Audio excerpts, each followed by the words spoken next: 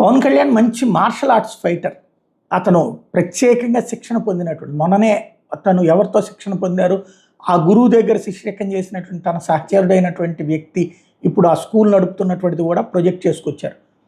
ఇప్పుడు ఆ ఇంపాక్ట్ తన కొత్త సినిమా ఓజీలో స్పష్టంగా కనబడుతుంది. వాస్తవంగా హరిహర వీరమల్లప్పుడు స్వయంగా రత్నం గారు అడగాల్సి వచ్చింది, మీరు ఎంతసేపటికి ఓజీ ఓజీ అంటున్నారు, ఇప్పుడు సినిమా ఇది కూడా పవన్ కళ్యాణ్ సినిమానే, హరిహర అనండి, వీరమల్లు అనండి, వీరా వీరా అనండి అన్నటువంటిది.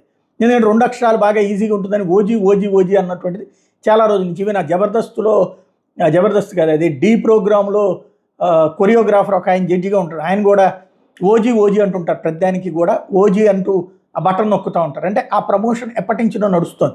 ఇప్పుడు వచ్చేటప్పటికి Pawan Kalyan Japanese samurai gangster బ్యాక్డ్రాప్తో వస్తున్నటువంటి నేపథ్యం అన్నది పవన్ ఫ్యాన్స్ అయితే ఓ రకంగా బెర్రెత్తిపోయే స్థాయిలో ఉంది. ఆ పాట కానీ అది కానీ వైబ్రేషన్స్ అయితే మొత్తం భారీ ఎత్తున కనబడుతుంది.